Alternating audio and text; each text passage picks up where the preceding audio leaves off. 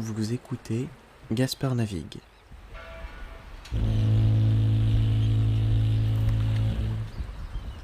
Un podcast où je navigue vers un monde plus tolérant.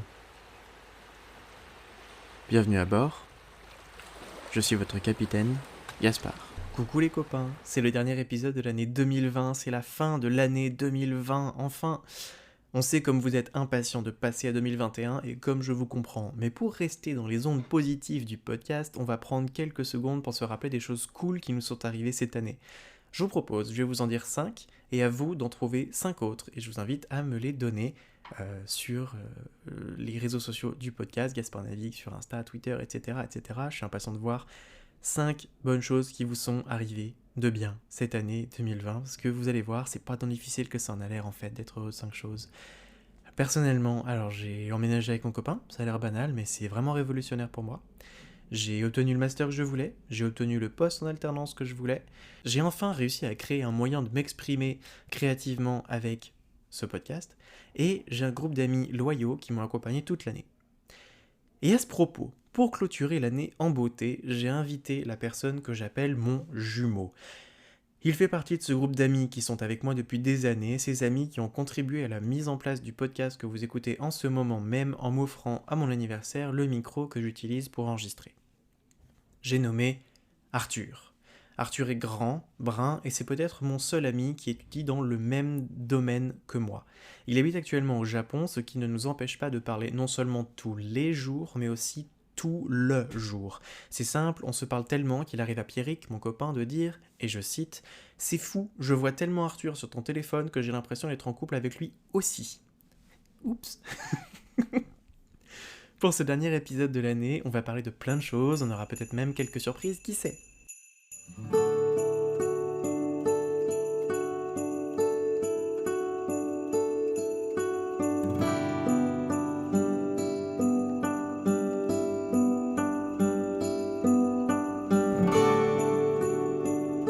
Coucou tout le monde, je suis avec Arthur, que je vous ai présenté il y a quelques instants. Donc Arthur, t'es en live depuis le Japon, coucou. Salut tout le monde. Ouais, je suis au Japon, je suis à Nagoya pour mon semestre à l'étranger. Et donc là, chez toi, il est 20h, chez moi, il est midi. Aujourd'hui, on se parle un petit peu pour faire le point sur l'année, pour voir un peu ce qu'on se souhaite, etc. Pour une nouvelle année. Qu'est-ce que t'as, toi, de cette année qui t'a vraiment fait plaisir? Ah, on commence par ce qui m'a fait plaisir. Oh, si tu veux, ou alors sinon, Bah écoute, sinon, on peut déjà aussi commencer par planter le décor. Donc là, aujourd'hui, donc je vous cache le jour où on enregistre pour de vrai cet épisode. Mais donc là, on va se mettre tous les deux dans le décor. On est la veille de Noël. Là, cet épisode, il sort la veille de Noël ou l'avant-veille, je sais plus. Je suis vraiment un mauvais hôte, c'est terrible. Donc imagine, il y a la neige dehors, on est au pied du sapin, on est en train de boire un chocolat chaud au pied du sapin, au coin du feu. Voilà. Donc c'est le moment de faire le point. Et donc, qu'est-ce que t'as de positif de cette année? Ou de alors c'est vrai négatif que d'ailleurs. cette année, ça a surtout été neutre. J'ai l'impression que c'était vraiment une année de transition un peu, une année de pause où tout s'est mis en pause.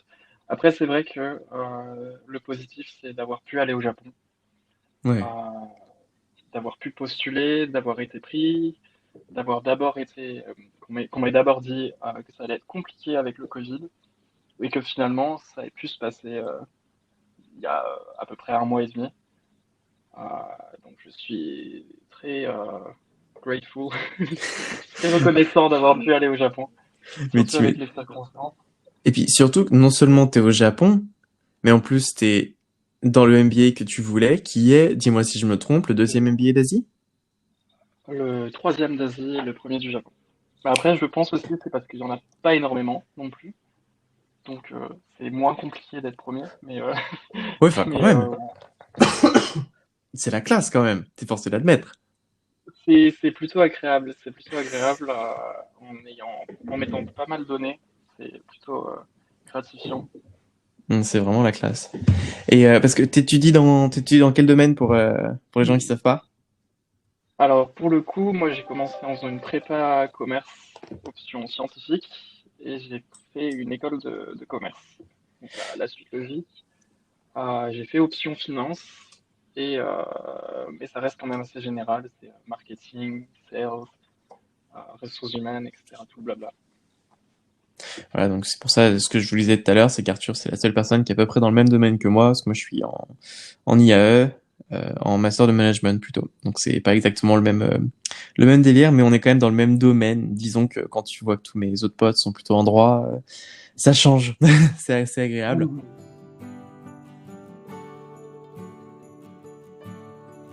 Comment est-ce que c'est les fêtes de fin d'année au Japon? Genre, tu fais les fêtes de fin d'année toi déjà de base ou pas? C'est un truc que t'aimes bien, Noël? Ah ouais, Noël, c'est une grande, grande tradition dans ma famille. On se retrouve tout le temps à Noël, sachant mes parents ont des enfants qui voyagent plutôt pas mal. Ouais. Et c'est plutôt un rituel de se retrouver à chaque fois tous les Noëls. C'est très rare que quelqu'un manque à l'appel. Bah pour le coup, justement, ça va être mon premier Noël sans ma famille. Ça fait un peu bizarre. Tu Euh, m'étonnes. et après, pour le coup, au Japon, c'est plutôt récent, mais la tradition est un peu spéciale. En fait, pour Noël, ils commandent KFC et ils font pareil un petit soir en famille dans le foyer. Énorme. Et c'est plutôt spécial. Mais en fait, eux, ce qu'ils font surtout, c'est plus des pratiques religieuses avec les festivals. En fait, c'est plutôt en début d'année. Ils se retrouvent et vont prier et faire leurs offrandes pour l'année euh, dans les différents temples, dans les différents lieux religieux qu'il peut y avoir. Et donc ça veut dire que du coup, il n'y a pas genre des décorations de Noël de partout dans la rue à Ah si Nagoya? si, si. Ah si? Le Japon c'est très capitaliste. Donc le Noël, t'as la musique, t'as les décorations, t'as les sapins, il y a beaucoup l'ambiance, ça fait beaucoup une esthétique. C'est pas très français ça, mais c'est très une esthétique. C'est pas très français non plus ça. Mais c'est une esthétique un peu jazz, Noël, coffee shop, Ok, genre la en... petite pizza de Noël. Ah, j'adore. Et oui, parce que du coup, moi, genre, j'ai une tradition de Noël, mais enfin, j'ai des traditions de Noël dans ma famille qui sont un peu différentes en général, parce que bah, je suis famille, enfin, ma mère est franco-irlandaise, et du coup, en fait, genre, j'ai toujours été un peu élevé avec pour Noël, les traditions françaises, les traditions anglo-saxonnes, les traditions un peu alsaciennes aussi, qui pouvaient remonter les origines, etc. Et du coup, bah, genre, si tu veux, pour moi, genre, c'était une espèce de mélange de Christmas pudding avec à côté, je sais pas, des traditions françaises classiques, ou, mais toujours avec le sapin et tout, machin. Toi, du coup, tu fais un truc spécial pour Noël? T'es tout seul? Ou tu fais un truc Bah en avec tout le fait, foyer? on est plusieurs étudiants dans ma résidence et on a prévu de se faire une petite soirée à Nagoya, tous ensemble, et de passer quelques jours à Kyoto. Kyoto qui est une ancienne capitale, Ouais. une ancienne ville capitale de l'empereur, enfin une ancienne résidence de l'empereur. Et bon, donc c'est très historique, hein. C'est une partie très traditionnelle Hmm. du Japon, connue pour les geishas, connue pour C'est pas la ville où la il y a plein de tradition. pagodes là qui sont trop belles? Si, justement, c'est c'est ça. Parce que je crois en fait, genre, ma seule connaissance du Japon, ça doit être peut-être le film Wasabi avec Jean Reno. Le film de Luc Besson. Et à un moment où ça se passe à Kyoto. Et du coup, c'est le truc que je connais. Non, je me suis quand même un peu plus intéressé depuis que t'es parti au Japon, du coup, pour essayer de connaître un peu, mais c'est sûr que c'est pas du tout la même ambiance là-bas qu'ici. J'aime beaucoup. Non, c'est très différent. C'est une ambiance très spéciale. C'est très dépaysant. C'est vraiment le premier pays où je me dis, ah ouais, je suis plus en Europe, je suis plus dans des environnements que je connais. Hmm. C'est très dépaysant. En plus, c'est vraiment un des premiers pays où je ne peux pas parler avec les gens parce que ils parlent très très mal anglais Ouais, globalement. ouais. C'est assez impressionnant d'ailleurs, même les aéroports, enfin, c'est fou. Pour programmer mon voyage, j'avais appelé l'aéroport pour faire sûr que, pour faire en sorte que tous mes papiers soient en règle. Et bah non, ils parlaient japonais et c'était assez spécial et compliqué, Mais mais tout va bien. Parce que du coup, genre, comment est-ce que tu te sociabilises? Sachant qu'on est en Alors c'est plein vrai que Corona time. ouais. Alors au Japon, c'est un peu spécial parce que tout est encore ouvert. Je ne sais pas pourquoi ils viennent de fermer les bars à 21h, Mhm. mais les boîtes sont encore ouvertes, les restaurants sont encore ouverts. Donc, sachant qu'en plus, les bars, c'est un peu spécial. Généralement, ce qu'ils font plutôt, c'est qu'ils vont dans des bars-restaurants qui, eux, sont ouverts. Donc, au final, rien n'a vraiment changé. Mais du coup, je me suis surtout sociabilisé avec les gens de mon école. Mhm. Euh, Aussi, j'ai pu retrouver une amie que j'avais rencontrée l'année dernière en passant des vacances au Japon. C'était plutôt sympa. Euh, et c'est vrai que pour le contact avec les Japonais, ce qu'on fait en fait généralement, c'est qu'à la fin de chaque cours, les cours sont des modules de 2 semaines. En fait, à la fin des 2 semaines, on fait ce qui est appelé un nomikai. Un nomikai, c'est une rencontre étudiant-professeur dans un environnement un peu moins formel. Un peu Donc en fait, neutre. on va boire un coup, on va manger dans ces bars-restaurants, on enlève nos chaussures, on va s'asseoir sur les tatamis, et on boit un coup ensemble et on parle sans vraiment la barrière de la hiérarchie. Énorme. Alors, il y a 30 000 normes à respecter quand même, Mhm. mais, euh, mais c'est moins formel. Et c'est vrai que du coup, là, on les fait avec les étudiants japonais. Énorme. Et sinon, ça se passe comment avec les garçons au Japon dernièrement? Bah, ça se passe pas. Alors, pour être très clair, ça se passe pas. Sérieux? Euh, Mais Bah, non. je croyais que t'étais dans les profils les plus populaires sur Grindr. Alors, non, sur Reader, tu peux pas voir ça, mais c'est sur une application asiatique. Ouais. Et ouais, j'apparais dans les profils featured ou je sais pas quoi. Excuse.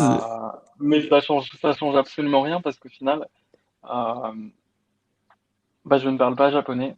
Et du coup, bah, Ah. c'est très compliqué d'aller plus loin qu'un plan cul, Hmm. sachant que bah, ils ne parleront pas anglais. Et sachant que les plans cul, c'est pas forcément mon truc, Hmm. bah au final, ça ne se passe pas, pour répondre à ta question. Oh non, Non, arrête. mais c'est... Je m'étais trop imaginé un délire de. Je vais te faire de la peine encore plus, c'est pas comme si j'avais pas l'habitude, mais... mais honnêtement, non, ça ne change pas grand-chose. Ça change pas grand-chose.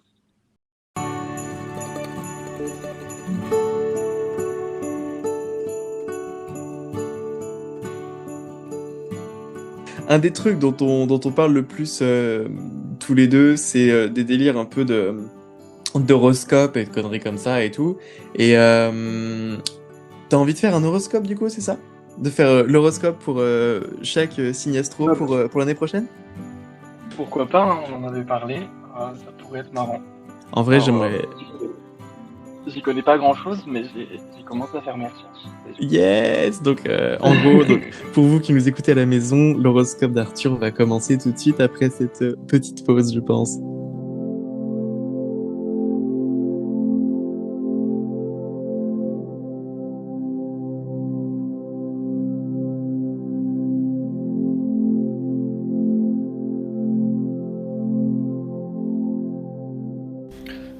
Salut tout le monde, c'est Arthur. J'espère que vous allez bien, que vous êtes bien installés et que vous êtes prêts à écouter confortablement votre horoscope de Noël.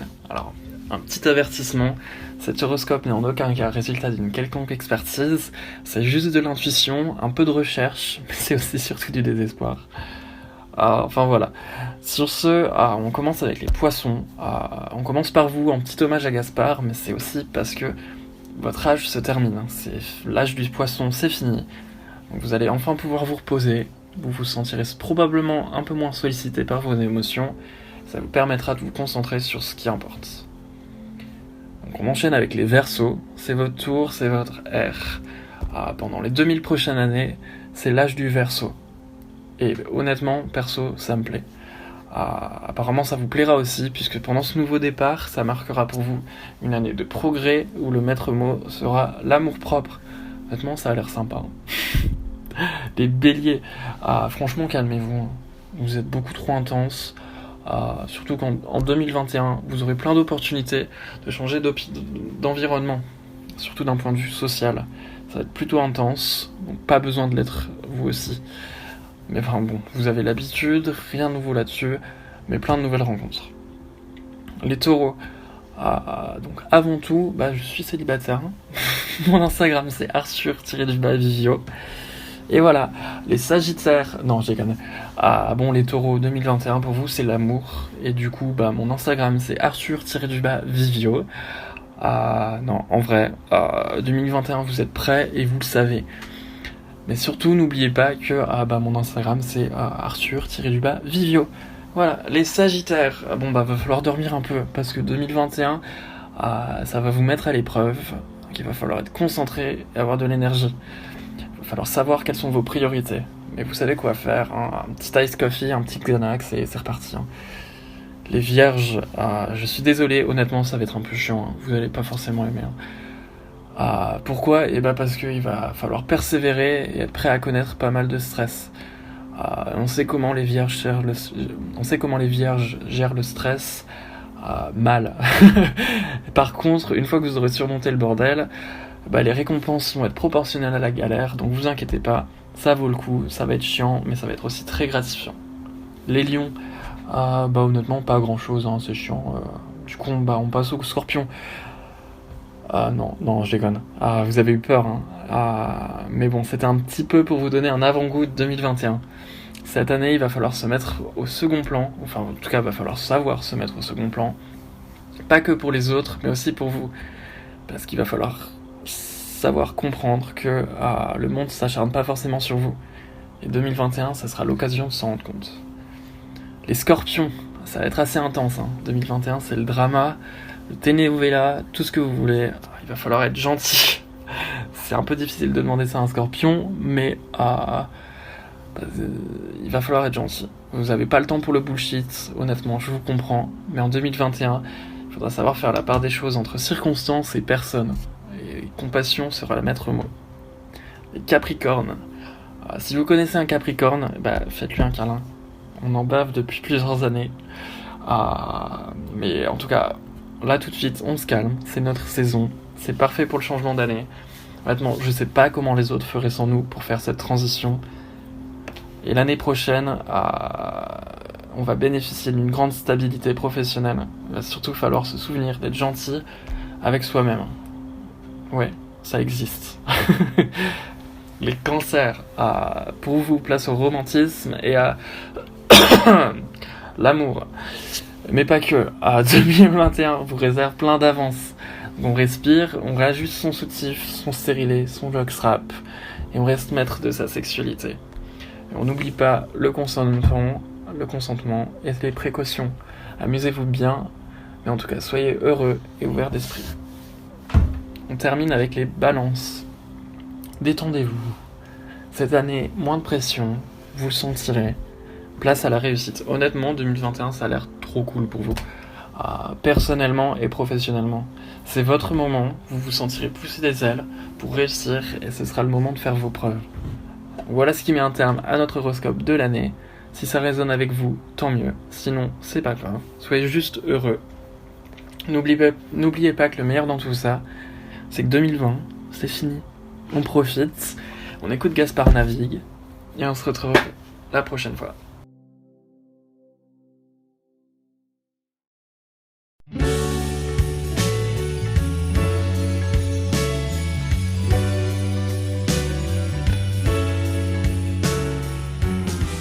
On est de retour avec Arthur. Ça va Ouais. toujours bien. Là, imaginez que la neige est en train de redoubler d'intensité à l'extérieur de notre fenêtre et pas la pluie, comme c'est actuellement le cas à Lyon. Et on va attaquer du coup une autre partie de notre discussion. Qu'est-ce qu'on aimerait manifester pour l'année prochaine ? Qu'est-ce qu'on aimerait voir pour 2021 ? Qu'est-ce qu'on se souhaite mutuellement pour le monde ou quoi que ce soit ? Est-ce que tu as des trucs en particulier que tu as envie de voir l'année prochaine, Arthur ? Alors moi, je voudrais manifester quelqu'un de plus d'1 m 80, riche, plus vieux que 23 ans, et qui aime les câlins. Voilà. Donc, ça va être ma première manifestation. Après, en solution de retour, je vais manifester de l'argent pour moi, du coup, parce que par défaut, si j'ai pas de, si j'ai pas de sugar daddy, bah, be your own sugar daddy, je dis. Euh, et un stage aussi, parce que je vais devoir chercher un stage. Bah écoute, en vrai, je te souhaite de rester le temps que tu veux là-bas parce que tu m'as l'air de t'éclater quand même pas mal.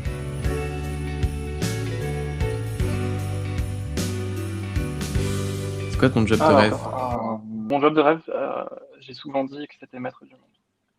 Ouais, mais en même temps, c'est peut-être un de nos grands points communs. C'est Possible. peut-être un de nos grands points communs et pourtant, t'es quoi? Ah, quoique non, si, les Capricornes, c'est un peu ce délire-là, non? Vous voulez tout le temps être les maîtres Un du peu monde. quand même. Un peu. C'est-à-dire, mais tu vois, moi en étant poisson, genre, je pense que je suis la seule personne qui a une chance de devenir roi du monde. Parce que genre, personne ne va s'y attendre, tu vois. Ouais.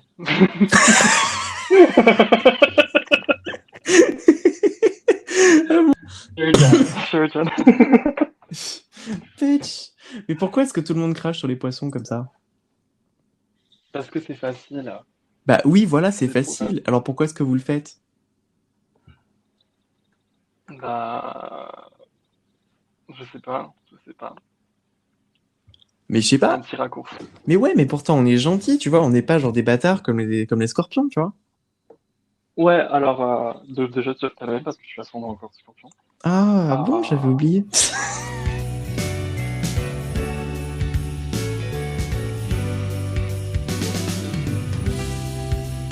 Pour la nouvelle année, moi je te souhaite ton stage, de revenir en Europe, d'être heureux, de trouver un gars donc du coup d'1m80, c'est ça, qui aime les câlins et qui est un peu riche. Minimum. Ok, good. Et puis bah du coup, qu'est-ce que je vais manifester moi pour 2021? Je vais manifester le master 2 que je veux. J'ai manifesté une alternance dans un organisme qui me permettrait d'appliquer le management socio-économique à l'intelligence artificielle. Voilà, ça je manifeste. J'espère que ça va arriver, ce serait cool. Et puis j'espère surtout qu'on pourra enfin se revoir, Arthur, et histoire de faire un épisode, mais genre en vrai de vrai, tu vois, ce serait cool. En tout cas, merci beaucoup d'être venu, et ça me fait super plaisir. Et du coup, je vous embrasse tous, et on se revoit tous très bientôt. Bisous!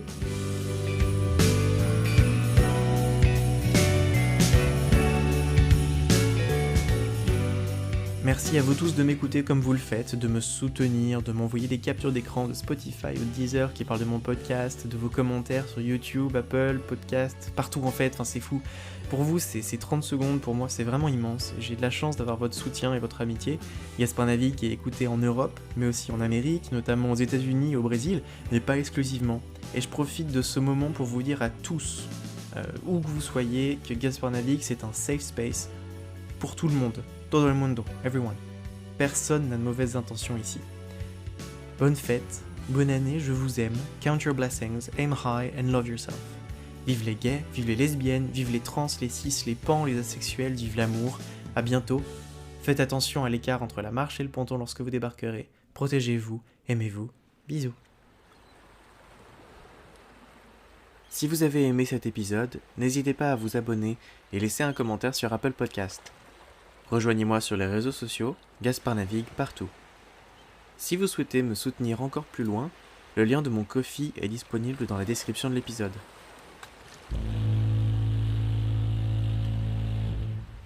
À la semaine prochaine!